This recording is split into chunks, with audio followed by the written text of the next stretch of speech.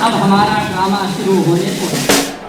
ड्रामे की शुरुआत से कब्ल मुनासिब मालूम होता है कि ड्रामे के किरदारों से मुताल्लिक़ वज़ाहत कर दी जाए। ड्रामे में एंकर की हैसियत से मैं फैज़ान खुर्शीद, जज की हैसियत से है मोहम्मद सलमान खान, वकील की हैसियत से है मोहम्मद गुफरान आलम, दरबान की हैसियत से है मोहम्मद अफसल, पेशकार की हैसियत से है मोहम्मद तौकीर आलम और गवाह की हैसियत से है एहतिशाम ज़फ़र, जो इस ड्रामे में मीर कल्लू साहब के नाम से मारूफ है। ड्रामा शुरू किया जा रहा है। अहसन अपने गवाह के वक्त पर मौजूद न होने की वजह से अदालत में मुकदमे की तारीख पढ़ाने के लिए मोहलत की दरख्वास्त देने के बाद बाहर लाइब्रेरी में बैठा हुआ गुफ्तगू कर रहा था तो यकायक उसका कार पर्दास आ पहुंचा और कहा कि गवाहों की पुकार हो रही है और जज साहब ने मोहलत की दरख्वास्त को रद्द कर दिया है। ये सुनना था कि अहसन हैरान व परेशान हो जाता है। तो वकील साहब कहते हैं, अरे मेरे भाई, हैरान होने की कोई बात नहीं है, यहाँ मेरे पास गवाहों की कोई कमी नहीं है। फिर उसके बाद अहसन से 5 रुपये लेकर वो मीर कल्लू साहब को बुलाते हैं और उनके हवाले 5 रुपये करते हैं। मीर कल्लू फन्ने गवाही के मशहूर, माहिर और पेशावर गवाहों के उस्ताद हैं।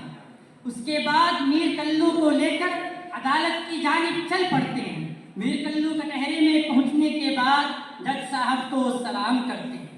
इधर बेचारा अहसन परेशान रहता है कि अरे मीर कल्लू तो मुकदमे के नीम से भी वाकिफ नहीं है, उसे मुकदमे की हालत व कैफियत का अंदाजा भी नहीं है। मुद्दा अलैह कौन है, नाम क्या है, कितनी रकम का दावा है, उसे न कुछ बताया गया है और न तालीम दी गई है। आखिर वो क्या इजहार करेगा।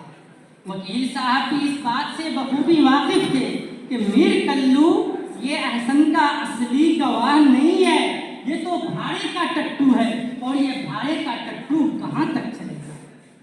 फिर भी चीफ के सवालात से मुकदमे की नौइयत के बारे में मीर कल्लू अंदाज़ा लगा चुका था कि एहसान अली खान जो असली मकरूज है उसका इंतकाल हो चुका है और अब बहैसियत वारिस उसके बेटे शाहिद अली खान पर नालिश दायर की है।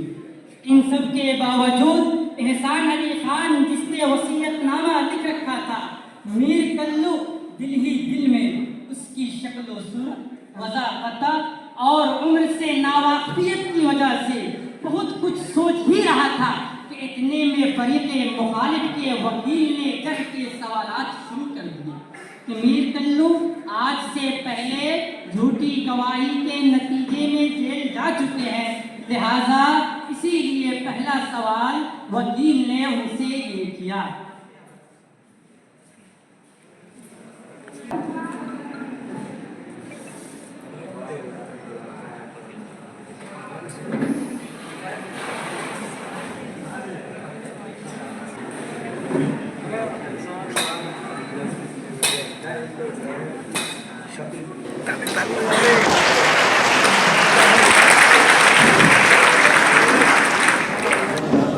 मेहरबान कदरदान हो जाइए सावधान, जज साहब मानो सिटी कोर्ट में तशरीफ ला रहे हैं।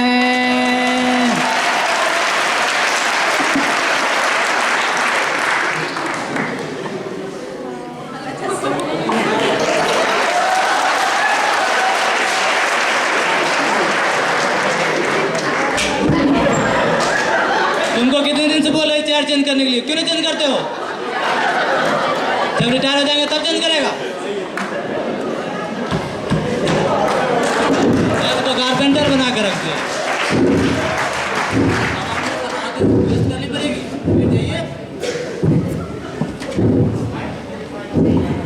अदालत कार्रवाई शुरू की जाए।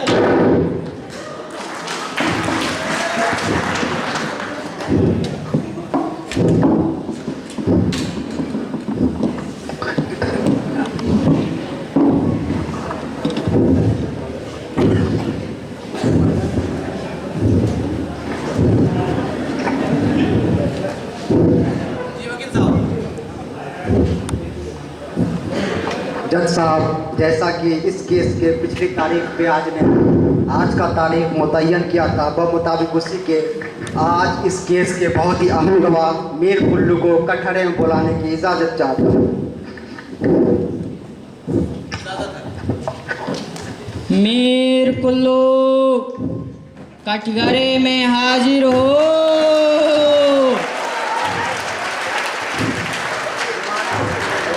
मीर कुल्लू कटघरे में हाजिर हो। अरे चखिया जनाब, लुगियो चखिया ना सामने बताइए, सत्या लेने बुला लिए हैं, जज साहब ने कहा बोलेंगे, अरे पीर के हम जज कोर्ट में आ गए हैं, बारे बात कर, अल्लाह हाफिज, ठीक है।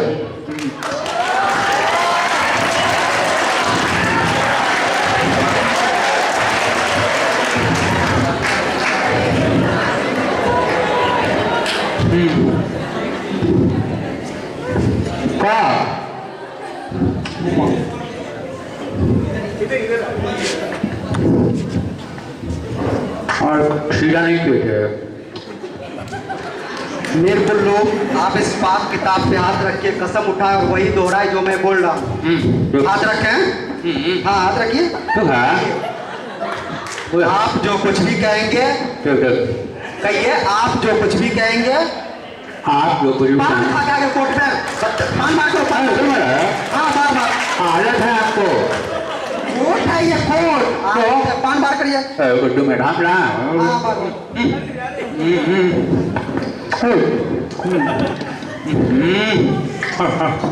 मेरे को पार लगा था बच्चे, चले फेंको।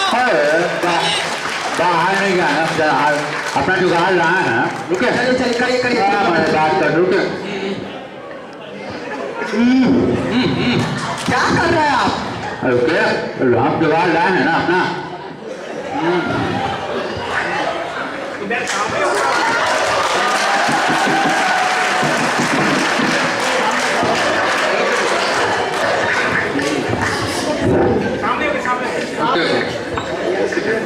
कोर्ट में नहीं फेंक सकते हैं, क्लॉथ में तो फेंक सकते हैं भाई। अच्छा ठीक है, चल आप हाथ रखें। करके रखना नहीं पहले। बोलिए। ठीक है, रखिए, हाथ रखिए और कहिए। क्या? आप जो कुछ भी कहेंगे, हाँ हाँ कहिए, आप जो कुछ भी कहेंगे, हम जो कुछ भी कहेंगे। अरे महाराज, आपको बोलना मैं जो कुछ भी कहूँगा। हाँ ठीक ठीक ठीक ठीक। कहिए, मैं जो कुछ भी कहूँगा, मैं जो कुछ भी कहूँगा सच कहूँगा, सच कहूँगा, सच के सिवा कुछ नहीं कहूँगा। सच के सिवा सब कुछ कहूँगा। अरे सच के सिवा कुछ नहीं कहूँगा। ठीक ठीक, सच के सिवा कुछ नहीं कहूँगा। ये क्या ये हो गया? क्या मर्द? मीर कुल्लू, हाँ। क्या आप कभी जेल की सैर करके आ चुके हैं? अरे मर्द, कैसी बात करते हैं? बिल्कुल जनाब। अरे आजकल के दौर में कौन ऐसा आदमी जेल नहीं गया? आजकल तो लोग शौक से जेल घूमने जाता है। बताइए। ठीक है, हाँ। ये बताइए, आपको मुल्क की किस खिदमत के सिले में ये फख्र हासिल हुआ? कुछ नहीं है, छोटा मोटा केस, बस कानून तोड़ दिए थे, इसके बाद। Point to be noted milord, कानून तोड़ने के जुर्म में क्या आप अदालत को ये बताएंगे कि आपने किस कानून को तोड़ने की जिम्मेदारी अपने जिम्मे ली थी? हमने जी आपने। कुछ तो ज्यादा प्रकार नहीं किया, ठीक है, चक्का मुक्का काम किया। हाँ। आप देखिए, इधर सुनिए, इधर सुनिए। हाँ, बताइए, वही से बताइए आप। इधर सुनिए ना बेटे। अरे वही से अरे बताइए। इधर आइएगा तब ना बताएंगे। इधर ठीक है, चलिए बताइए। कभी कभी कानून तोड़ना अच्छी बात होता है। गांधी जी ने नमक का कानून तोड़ा था, तोड़ा नहीं तोड़ा था नमक का कानून? हाँ। क्यों तोड़ा था? ए बिल्कुल तोड़ा, बता बोलने नहीं आपको पहले। ऐसा गांधी ने नमक का कानून तोड़ा था। गांधी जी इतने बड़े इंसान थे, गांधी जी गलत काम करेंगे तो अच्छा काम किए। कानून तोड़ना अच्छी बात है कि नहीं है? जैसा हाँ नहीं, आपसे इतना पूछा हमको जाए, कंप्लीट जवाब कर दीजिए। दीजिए। पहले हमको कंप्लीट कर दे महाराज। गांधी जी के हम हैं बहुत बड़े भक्त, ठीक है। गांधी जी नमक कानून तोड़े, हाँ, और चलिए हम भी अपना छोटा मोटा कानून से हालत तोड़ दिए। इतनी सिंपल सी बात, बताइए इसके लिए कुछ जेल जाना पड़ा। Point to be noted milord, Mir Kullu एक बार झूठी गवाही देने के जुर्म में जेल जा चुके हैं, मगर ये अपनी जबान से साफ इकरार करना नहीं चाहते। तो आप इस फैसले का नकल दाखिल कर दीजिए और इनसे दूसरा सवाल किया जाए। जी जज साहब।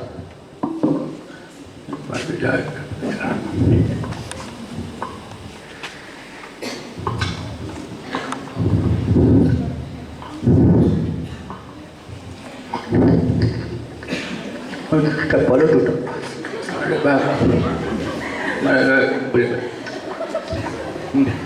मीर कुल्लू आप ये बताइए, फिर पान निकाले, पान अंदर। अरे पान खाने के बाद थक जाता है, रुकिए रुकिए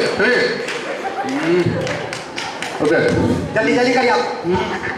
हाँ बोलिए। हो गया पूरा हो गया आपका? नहीं अभी एक बार और होगा। अरे नहीं होता, मजाक के नहीं होना। आप ये बताइए, हाँ। क्या आप मरहूम एहसान अली खान को जानते थे? कैसी बात करते हैं? जाना तो नहीं आए हैं, जानने की बात ऐसी है कि मरहूम को अल्लाह ताला जन्नत है ना, जन्नतुल फिरदौस दे, ठीक है। अरे मतलब हम लोग एक साथ एकदम जमाने से रहते हैं, एक साथ खाते थे, एक साथ पीते थे, एक साथ सोते थे। सोते नहीं थे, बाकी सब काम करते थे। जज साहब चले ठीक है, अगर आप मरहूम को इतना ही जानते थे तो आप ये बताइए कि उनकी उम्र क्या थी? उम्र उम्र यही कोई 30 से 60 साल के बीच में रही होगी। ये 30 से 60 के दरमियान कहने से काम नहीं चलेगा, तो अब साफ साफ बताइए वो बूढ़े थे या जवान? ओके फिर अरे पान नहीं खाने पड़ते, वैसे ही बोले रुकिए। बताइए। हाँ क्या बोलिए, पूछिए। आप साफ साफ बताइए वो बूढ़े थे या जवान? उम्र के हिसाब से, हाँ उम्र के हिसाब से तो बिल्कुल आप ऐसे जवान थे है। लेकिन मसला यहाँ ये है कि लास्ट में पूरे बीमार हो गए थे। हाँ बीमार जो हो गए थे एकदम 10 साल की लगने लगे। आपको जज की बेइज्जती करने के जुर्म में आपको जेल भेज सकते हैं, इनका ख्याल रखिएगा। ठीक पक्का ख्याल। ठीक है, आप ये बताइए कि मरहूम एहसान अली खान के बाल का रंग कैसा था? हाँ बट हम सामने खड़े हैं, इतने स्मार्ट आदमी हैं, हमारा बाल देखिए, उनका बाल देख रहे हैं आप, हम सामने नहीं दिख रहे हैं। आप मरहूम के बारे में बताया था, उसको अपने बारे में नहीं। इनको मरहूमे के बारे में जानना, जो मर गए के बारे में जानना। हाँ, उसी के बारे में तो बात ऐसी है कि लास्ट में बीमार पड़ गए थे, रात में बीमार पड़ गए तो नजला की वजह से बाल उजला हो गया था। लेकिन अरे होता ऐसा था कि कभी कभी चाय वाय लगा लिया करते थे ना, वो चाय आता है गोदरेज, वो जब लगा लिया करते थे, अरे क्या हैंडसम आदमी दिखते थे, एकदम शाहरुख खान लगते थे भाई। ठीक है सीना खराब हो गया मेरा। आप बाल के बारे में तो सही से अदालत को बताया नहीं। आप ये बताइए कि उसके खाल का रंग कैसा था? वो श्याम, काला या गोरा? देखिए इतना स्मार्ट आदमी सामने खड़ा है, फिर वही की बात कर रहा है, कोई बात हुआ? अरे मैं मेरी बात करिए ना, उनकी बात कहाँ कर रहे हैं आप? ऑर्डर। जितना पूछा जाए उतना कहाँ जवाब देता है? वकील साहब जो पूछे सिर्फ उसी का जवाब दो। ठीक अगली बात पक्का। आप बताइए उनका रंग कैसा था, गोरा या काला? राम से तो बड़े गोरे जितने इंसान थे, लेकिन बीमार हो गए थे ना, इसलिए काले पड़ गए थे।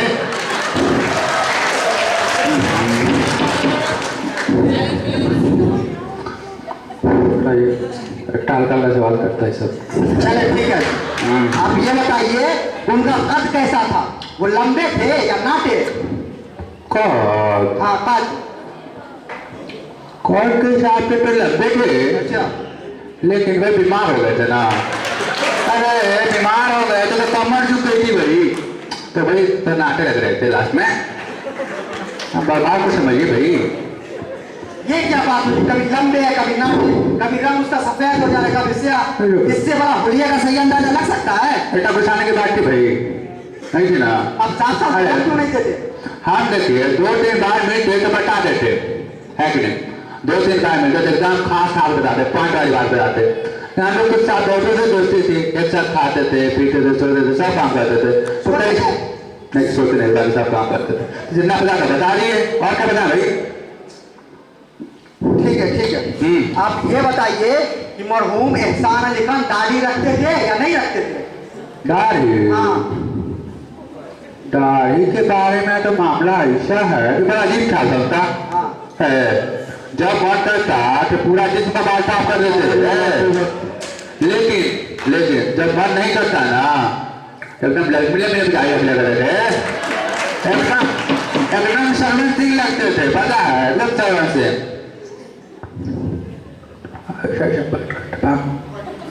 चलिए ठीक है। आप ये बताइए कि मरहूम एहसान अली खान बराबर कहाँ रहते थे? कहाँ रहेगा भाई? अपने घर में रहेगा और कहाँ रहेगा?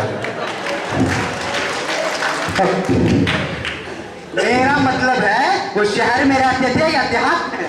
अरे अमीर आदमी था भाई, दोनों जगह मकान था, दोनों जगह रहता था, जब जहाँ मन तब वहाँ रहा करते थे। ये वकील कहाँ से लाया भाई? सामने वाला गरीब है का? ऑर्डर वकील लेकिन सस्ता है। चलिए ठीक है।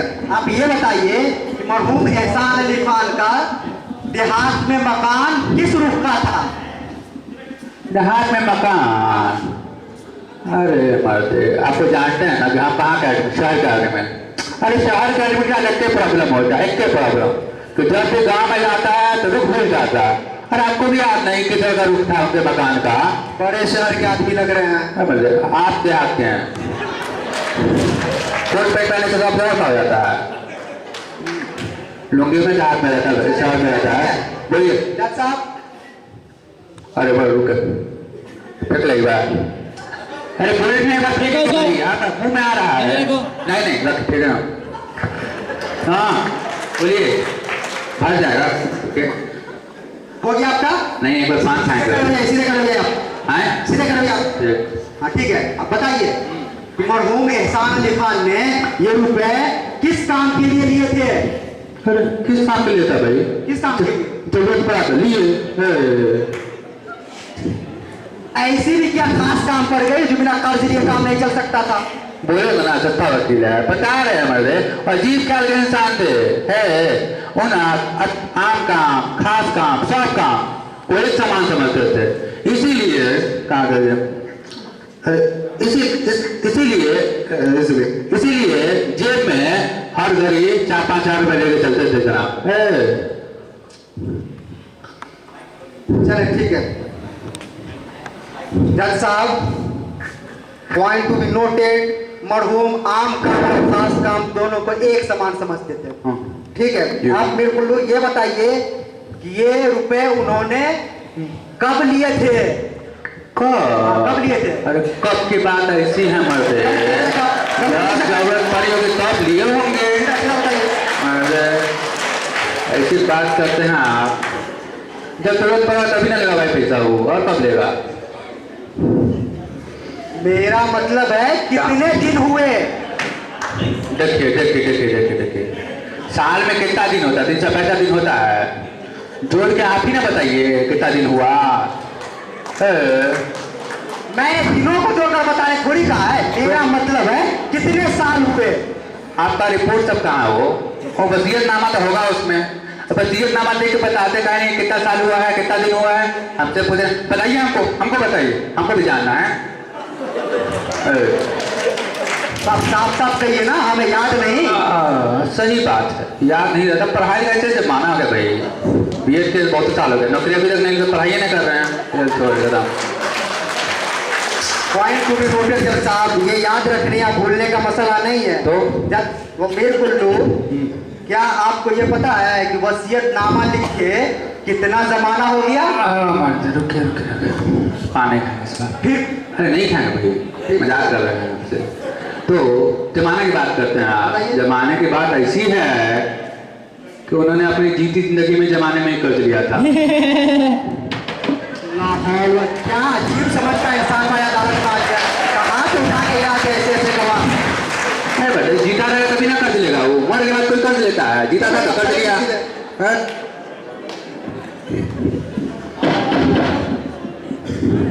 कोर्ट को 10 मिनट के लिए मुलतवी किया जाता।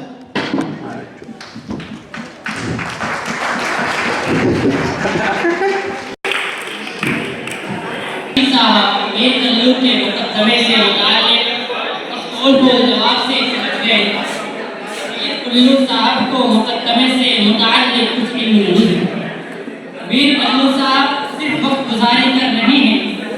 वकील साहब को गुस्सा इस बात का था कि मीर कल्लू ने मुद्दा अलई की सूरत तक नहीं देखी, इसके बावजूद वो बरसों की मुलाकात और दिन रात एक होने का दावा कर रहे हैं और गिरफ्त में भी नहीं आ पा रहे।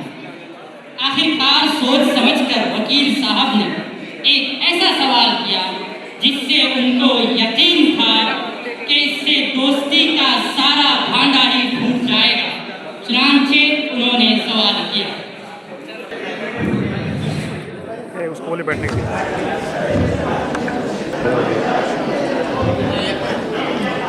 वो बैठने नहीं बोले हैं, खड़े होइए। को बैठने बोल दिए, आपको नहीं बोले खड़े होइए। हमको रुक उठाइए। खड़े खड़े होइए। हाँ, आगे की कार्रवाई शुरू की जाए।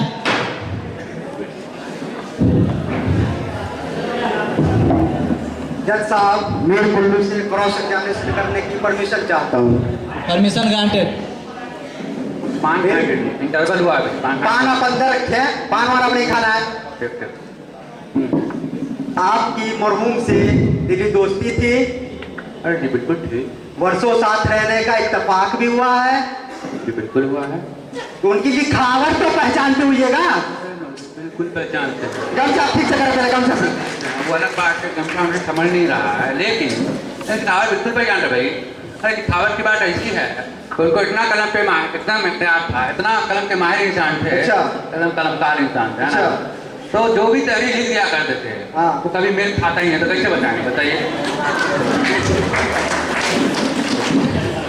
तू ही आकर के बैठ जा, तू ही कर ले फैसला, कर ले फैसला।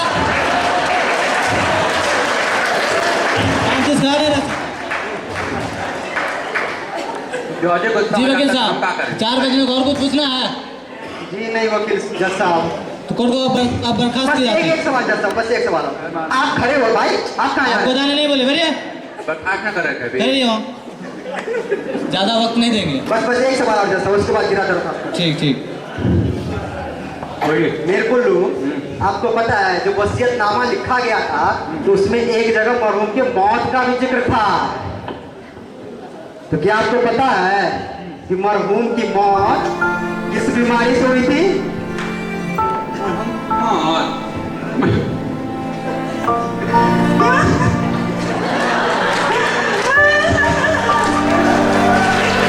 आप सीधे सीधे क्या सीधे सीधे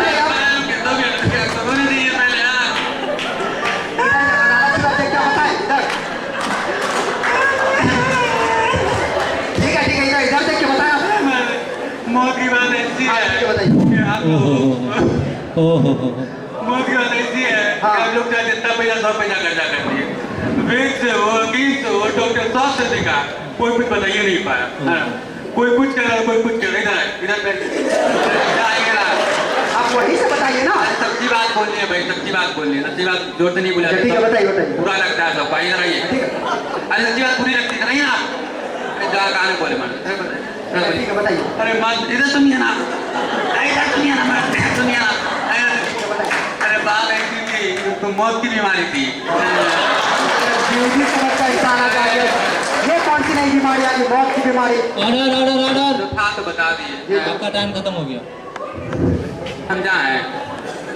खड़े रहिए। अब इजलास को बर्खास्त की जाती है। आइंदा 2 तारीख को 21 नवंबर को 2 बजे इस केस की अगली सुनवाई होगी। चलिए, शुक्रिया जज साहब। 4 बज चुके थे, इजलास बर्खास्त हुआ। एहसन को दूसरे दिन फिर से अपने गवाह लाने का काफी मौका मिला। अगर ऐसा हुआ तो सिर्फ मीर कल्लू की बदौलत ही हुआ।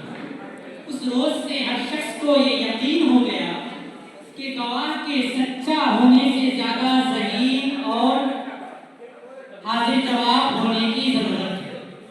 मुहतरम सामीन, इस ड्रामे से हमें ये पैगाम मिलता है कि किसी स्कूल, कॉलेज और यूनिवर्सिटी के असातिज़े किराम का मकसद तलबा तक सिर्फ इल्म ही मुंतकिल करना नहीं बल्कि तलबा को हाजिर जवाब बनाने की भी ज़रूरत है, ताकि बक़दरे ज़रूरत अगर उन्हें किसी मसाइल में अपनी हाजिर जवाबी का इजहार करने का मौका मिले तो वो बआसानी हाजिर जवाबी का इजहार कर सके।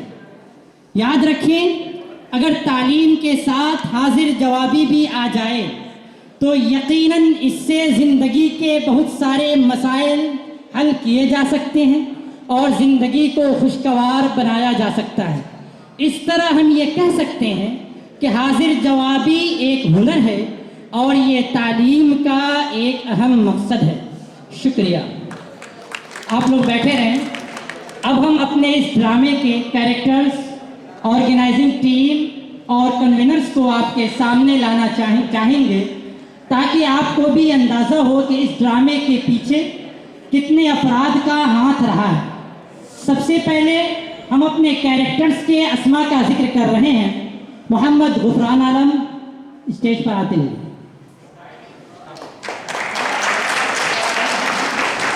मोहम्मद सलमान खान,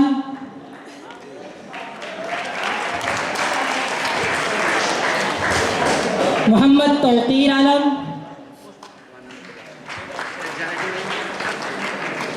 मोहम्मद अफजल,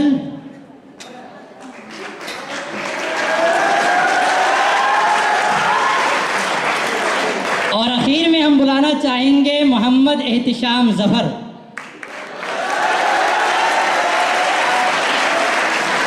इनके साथ मैं अपने कन्वीनर्स को भी बुलाना चाहूँगा। मोहम्मद रागिब बाबर सर तशरीफ़ लाएं। डॉक्टर मोहम्मद फ़िरोज़ आलम सर तशरीफ़ लाएं। और ऑर्गेनाइजिंग टीम में हम बुलाना चाहेंगे doctor Mausoof Raza sir,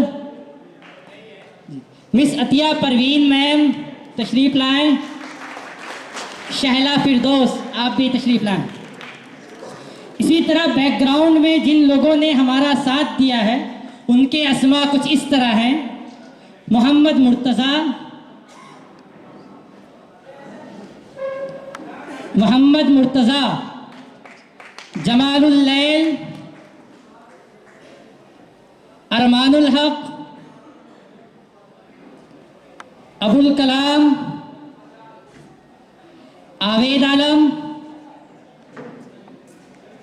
Mohammad Saif Ali, Mohammad Hamid Hussain.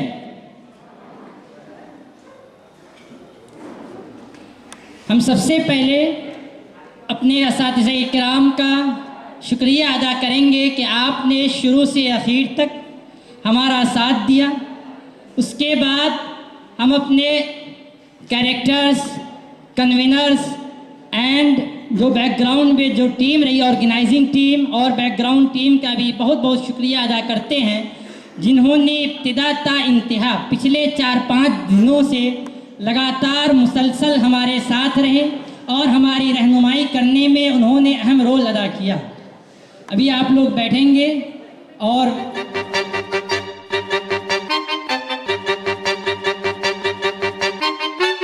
This is Mixwell Production.